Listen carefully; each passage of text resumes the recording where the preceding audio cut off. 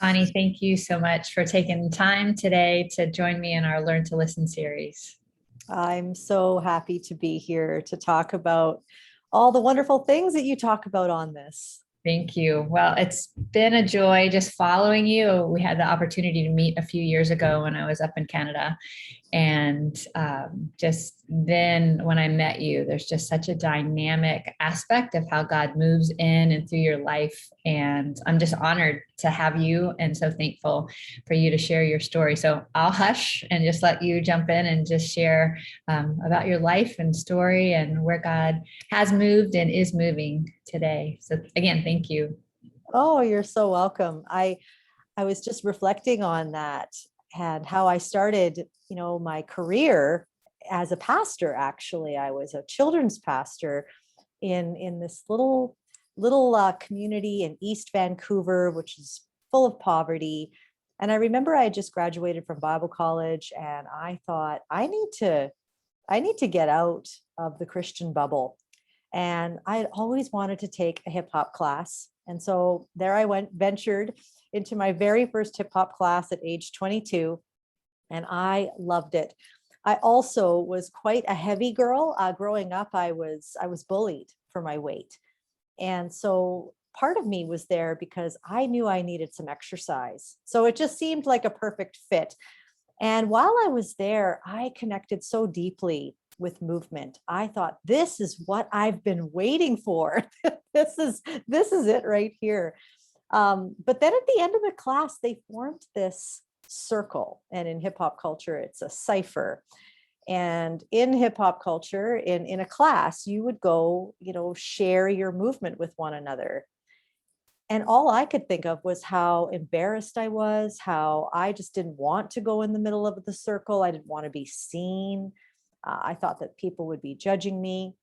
But there it came to me, went into the middle of the circle, did the lamest move probably ever, stiff as a board, went out of that circle thinking to myself, I would never go back to that hip hop class again, until this girl next to me said, wow, you're so courageous.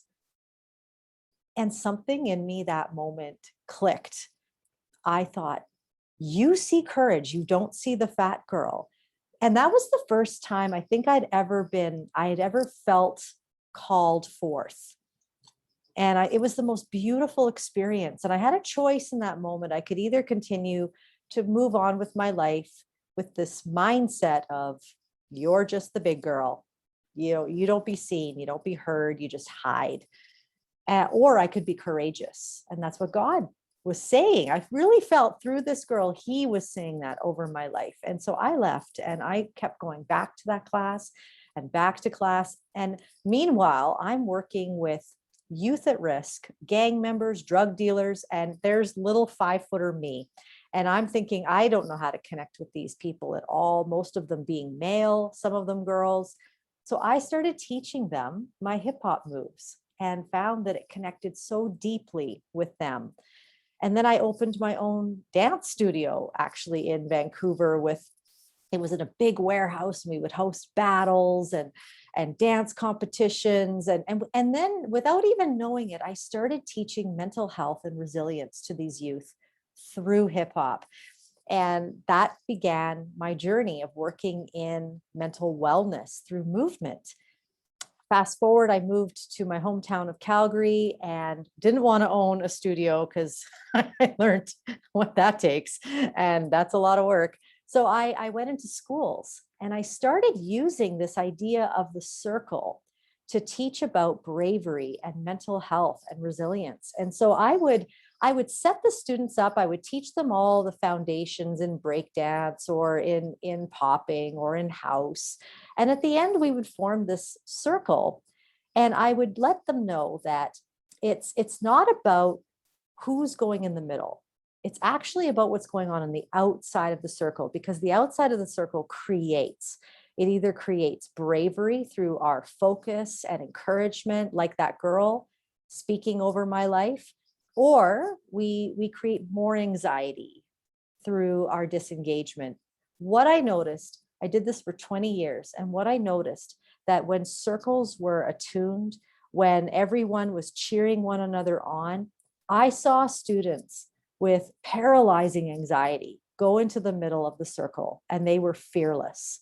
They weren't great dancers. That wasn't the goal. The goal was that they went into the middle and they did something. And they would even say to me after, I felt so free. And I can't even tell you, like, over and over again, what this did for me. I thought, this applies to every aspect of life. This applies to how we treat people at work. This applies to how I run my home. If I create safety, then people can come alive. And it really never hit home as real as it did when my oldest son he was diagnosed with anxiety and depression at age 6, as well as on the spectrum. And then at age 8, he became suicidal. And depression for him didn't show up as sadness. It showed up as rage and anger. And I remember when I took him to our children's hospital, the psychologist brought me aside and she said, so what do you do when your son is throwing these fits of rage? I said, well, I send him to his room. And this is when she said this to me. She said, no, you never send the hurting away from you. You bring them closer. And isn't it funny that I've been bringing youth closer for 20 years in a circle? But when it came to my son, it didn't translate for me. But then I brought him home 3 weeks later. He stayed in the hospital for 3 weeks. He came home with medication and counseling. Apparently that's the answer to all mental health issues, which I found out was not necessarily the case. And that first fit of rage hit again. And I was beside myself. I felt so desperate because I thought the hospital would solve our problems. I remember her words, and I sat there with him in his mess. I let him hurl profanities at me. I just sat there and I said, son, we love you. Nothing's going to break our connection with you. I'm not trying to change your behavior. I just want you to be healed and whole. And I did that for a year. Sometimes parents say to me, I tried your little bring them closer thing. I'm like, well, how long did you try it for? And they're like, a week. I'm like, talk to me in a year. Because if it took 10 years, 8 years for that child to develop those patterns, I mean, a year is at least what it's going to take. And so it was very interesting to watch in my own home a lot of the concepts of what I was teaching in these circles, but now it was real. How do we bring people closer? How do we close the circle in so someone really feels surrounded and safe? And in that, I couldn't believe it. My son's now 14. He still suffers with anxiety and depression. He's still on the spectrum. He still has his moments. But this idea of creating a place where he knows he's safe psychologically, emotionally, and mentally, and physically, I'll tell you, he's a different kid. Wow. Well, it's like God, right? To bring us personal experiences and our calling of how we're out there serving. And so that's such a profound example. As you were speaking, so many things came to mind.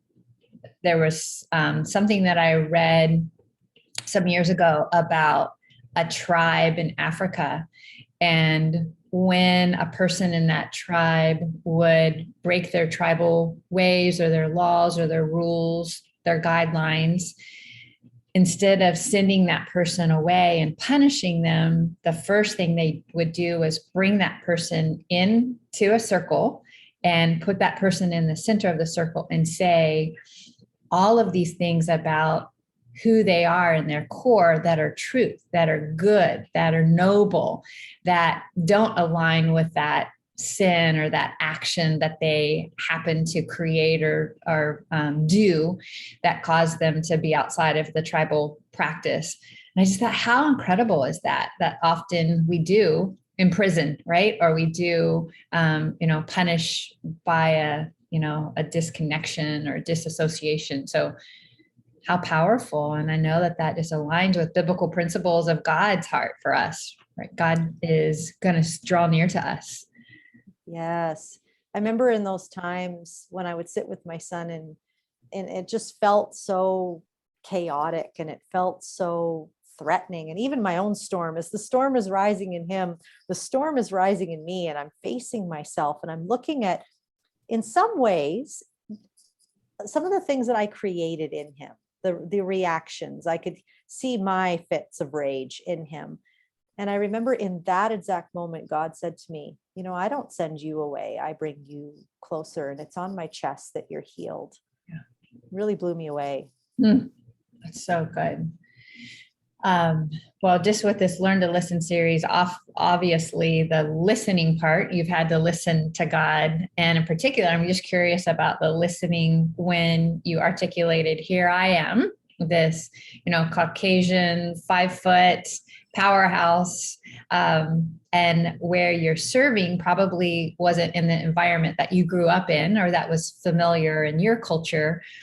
How did you really hear God to keep you in that place for so long, for those 20 years?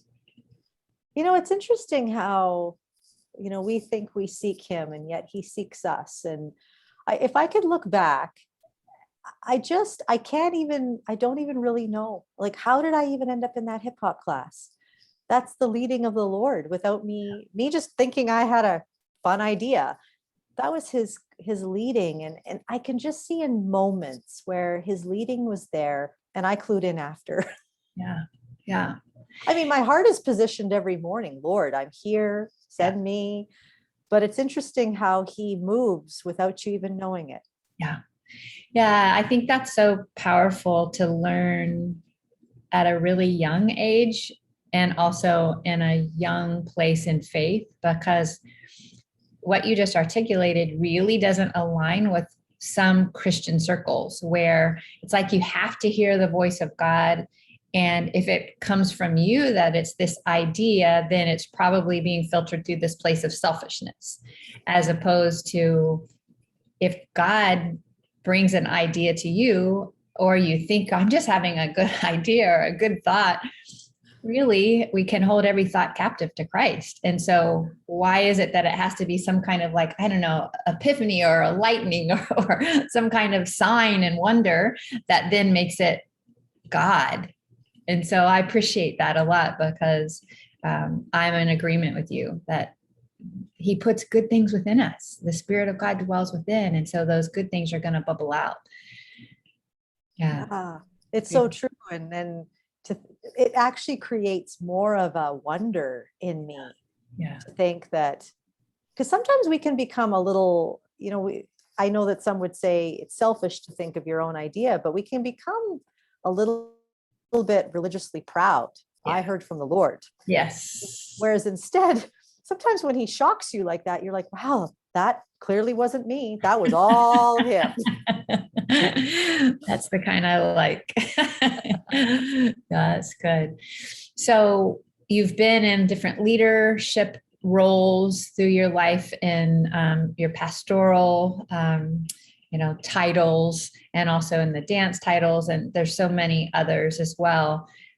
What do you feel like has been either a consistency in that area of leadership, or things you feel like maybe you're still a work in progress in, just in reflection to leadership? I honestly, every time I think of what God has called me to, it's Isaiah 61. It's just followed me since I was 17 years old. This idea of binding up brokenhearted, setting captives free, and releasing prisoners, and rebuilding and restoring people's lives, co-creating with the Father the beauty that he intended for people's lives. That's just it for me right there. Yeah.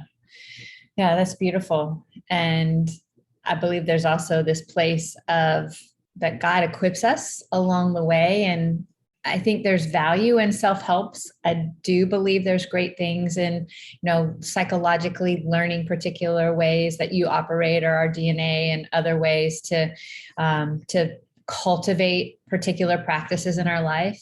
I think that beautiful aspect of God is the teacher. The Holy Spirit is the one that can be the one that trains us in such a profound way to make us ready for those things that he calls us to that weren't a part of our plan necessarily. Yeah. It blows me away, because for so long I thought the call of God meant I am going to be in pastoral ministry.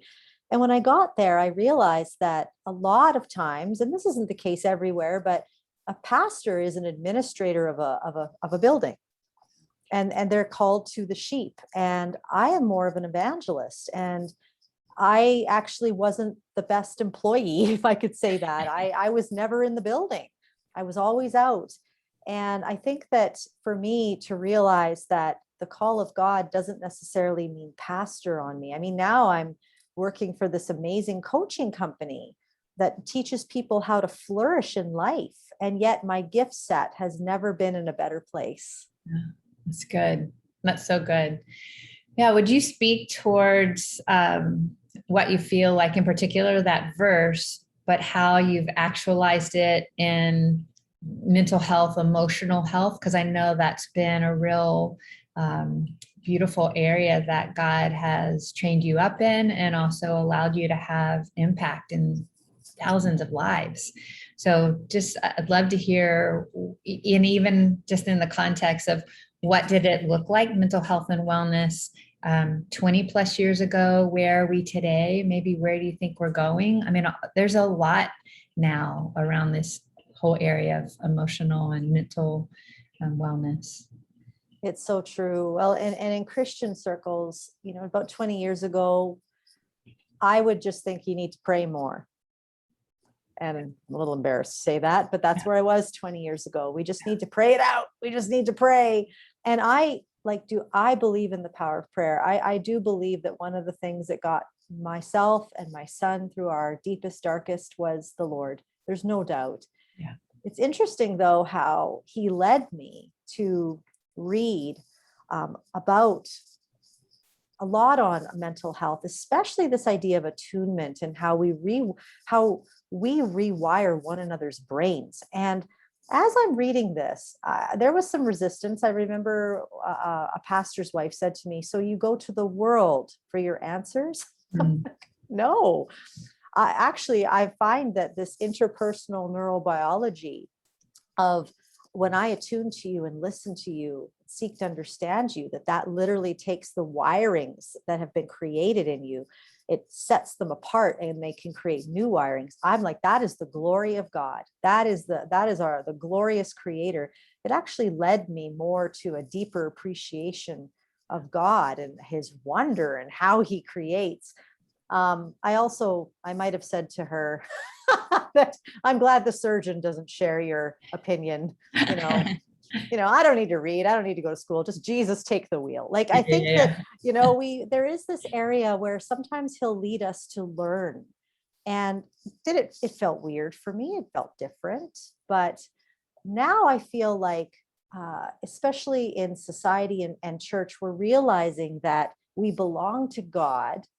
And he is the author and the finisher of our faith. And he is the creator of our mind and brain and body. But there's also a holistic way of looking at life. And I think he's in all of it. And I'm so thankful that in Christian circles, we are now looking at like how God moves in all aspects of life and not just in one lane. Yeah, I love that. And my saying is that the church is spiritually obese, and we haven't nourished the soul, mind, will, and emotions nearly enough, or the education and nourishing the body. We've really fallen short in how they all are connected. And we just have placed a big emphasis from the pulpit often about the spiritual feeding.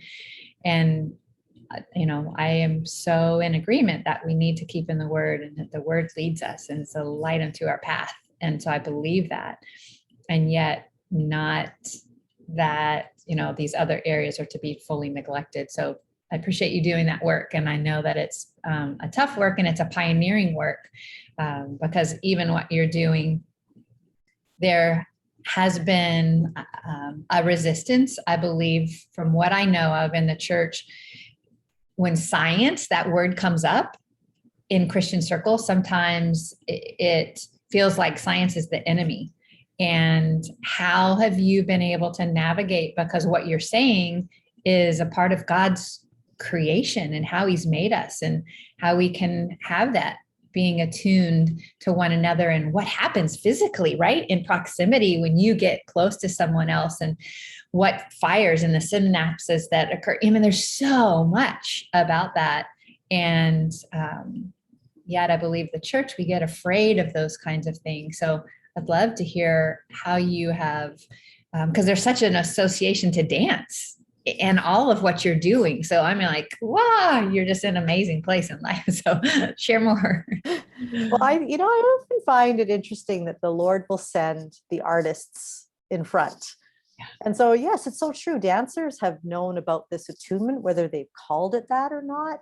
They understand the idea of how do I feel when you move and how do I respond? That's just been the artist's way for years for us. And I know that there's a lot of resistance. And for me, I think I've left ministry, pastoral ministry, and so the circles that I work in now are more with coaches and counselors and artists who understand this. And sometimes I go back into my church world, pastoral world, and get reminded of what I left.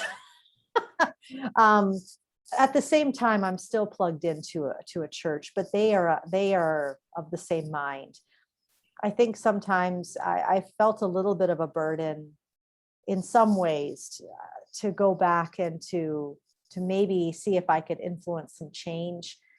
But it is a large Titanic ship we need to turn.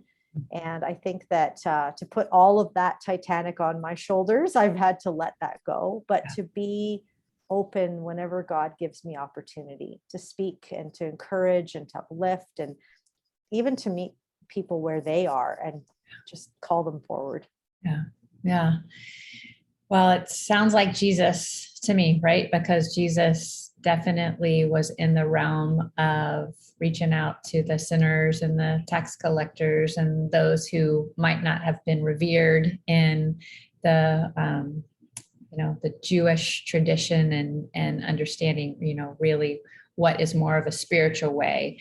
And Jesus went in there, and we are the salt and we are the light. And if we don't add flavor and don't bring brilliance, then it's going to stay flavorless and dark. And so I appreciate that part of you, and both the bravery that it takes. And I love that early on, the part of your story about the courageousness, but also just the obedience as well, because when you're in that place of being so much involvement in the church and it seems like you're stepping away, there's judgment in that, and condemnation. And it's like, well, where is she going? And what is she doing? Or what is he doing? And that's, I believe it's fear, right? Fear that, people don't understand. And so if we don't understand it, we often categorize it in an area of that must not be of God. Yes, that's so true. So you mentioned how the arts and God has led out in the forefront with the artists. I'd love to hear just maybe thoughts even about that. How do you feel like God is using the arts today? And it can be in the marketplace, because I think you and I would hold the same belief that those who say I am following Christ, God can use in a beautiful way, but people who don't know yet who God is, he still can use. And just like you were talking about early. So how do you feel like the arts might play a role in the world today, in particular, if it's in health and wellness and mental wellness, or just where we are? What's your thought? I think of that verse in Zechariah. I can't remember exactly which one. So whoever's listening, just Google it, look it up. But there's a verse that talks about it, a time when there was great darkness and the horns were rising up. And then God says, from the four corners of the earth, he would raise up 4 craftsmen. And these were bringers of his beauty. These were the artists, the mosaics, the craftsmen. And I was so moved by that, because in times of where it looks like things are dark, God raises up craftsmen in all four corners of the earth, to lead the way, to bring his beauty, to be a creator with him, not to be the creator. I think sometimes artists go in, like that's I am. We go into the I am, but really it's a co-creation of, Lord, what does it look like? What does your kingdom look like here? And to work where Holy Spirit is already working. And when we do that, I believe that people will see the glory of God, especially when whatever we do it so that he is known, that his name becomes known among the earth. Like that's just it right there, whether we're producing theater, whether we're dancing, whether we're cooking, whether we're just learning how to love people. That's an art. Yeah, that's so good. So what would you say for people out there as far as awareness in particular related to this field of wellness, mental health, emotional health, and well-being? How can we be attentive? How can we do better? Either with ourselves personally in self-care, or having the ability to recognize what's going on around us. I'd love to hear your thoughts and just experience about that.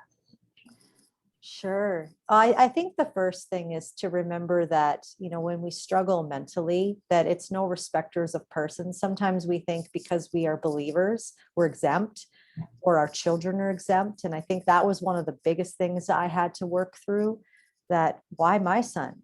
My husband and I are, we love Jesus, and we were in ministry, like this shouldn't happen here.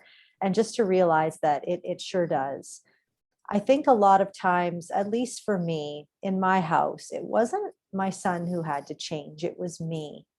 I noticed that when God did that deep work in me, that my son was able to move forward. And to this day, that is still it right there. We have to remember that anxiety and depression, I think it's sad that they're a diagnosis to some degree. Some people may need a diagnosis, like my son had a diagnosis, but oftentimes these emotions are alarms. They're to tell us that something's wrong. And I absolutely, right now I'm loving, Dr. Carolyn Leaf has an app called the Neurocycle, which is walking you through how to journal through a lot of these thoughts that impact brain chemistry. And I really do believe that when we can have peace in our heart, when we can make sense of our story, make sense of our trauma, it doesn't make it go away. And of course, the blood of Jesus covers our sins and it covers our past. But we also have a steward, like we need to steward that we work out our salvation, it says in Romans, that there's this sanctification that we go through. Sanctification meaning this is a journey. This isn't just boom, you're healed and you're done and let's move forward. So I have found neurologically that means working through some of the crevices that maybe I didn't want to look at. And if I don't take those giants out of my life, then those giants pass on to my kids. And so being brave to face our inner worlds, and to realize that Jesus is right there with us, and that it's okay. It's not wrong to sort out our story, to sort out our mind, and move forward, because that's a gift from him to be able to do that. I think it's incredible. There's new studies, epigenetics, about how we literally can change our genetics by the way we think. That sounds like Romans 12 to me. Yeah, I love that. Epigenetics, nutrigenomics, those areas in particular, also related to nutrition, because what we're finding is, you eat more where we were created, eat more plants that were in the garden, then it flips on the good genes, turns off the bad ones. It really is that DNA expression. So it's all tied together. And so we can't just eat really great and everything's okay. And we can't just think amazing things and everything's okay, or sit dormantly, right, and not move. All those pillars of health. So I am so much in agreement and appreciate that. That mindfulness and, de-stressing. And it's just all a part of what will make us more healthy and more whole. Um, yeah, so beautiful. It's so beautiful.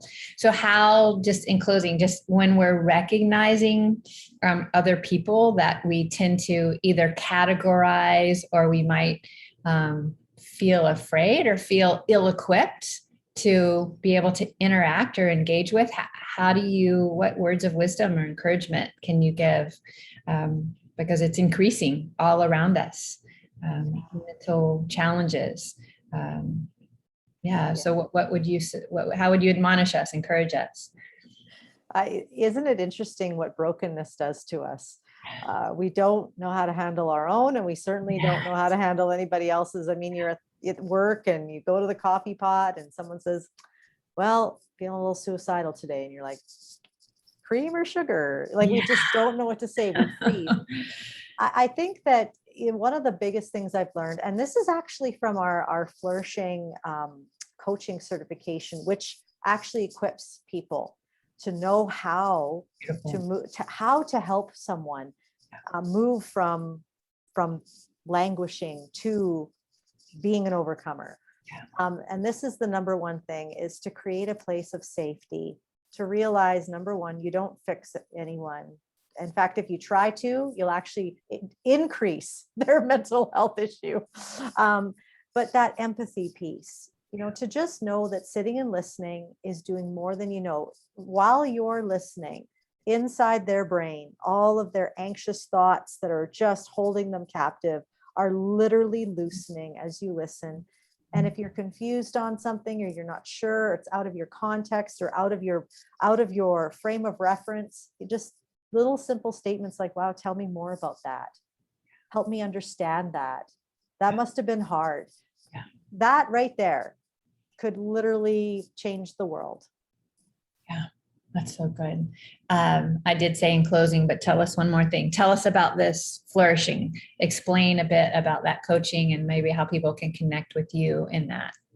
For sure. So what I love about it, it's, even though it's coach training, which I'm excited about, because now finally coaches will have this evidence-based foundation.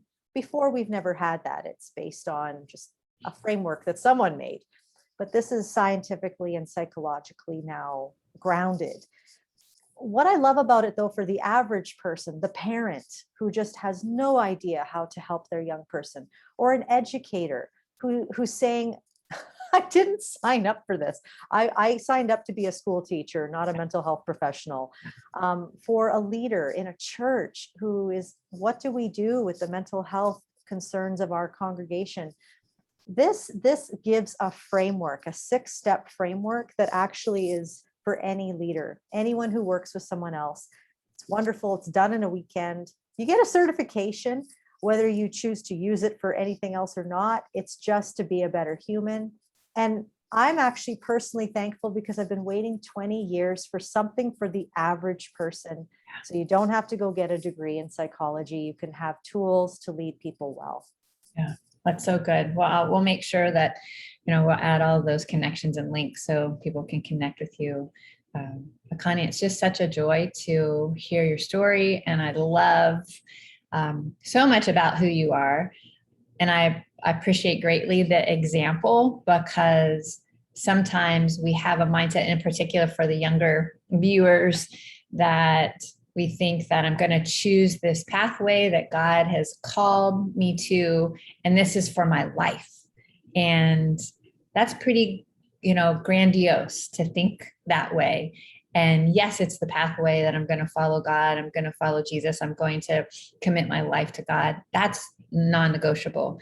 But like the career choice or the vocational operations and navigation, I love that you were, in pastoral training and were a pastor, and then this whole dance thing came, and now you're in this area. And really, if we are attuned to how God moves, we'll be open to serve as God's moving in any time and any season. So you're just a gorgeous example of saying yes and continuing to show up with eagerness and courageousness and boldness. And I believe there's such an adventuresome spirit within you.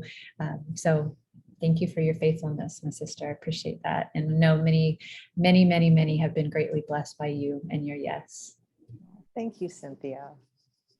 Absolutely. Well, again, thanks again for this time together. Bless you. Yeah, thank you.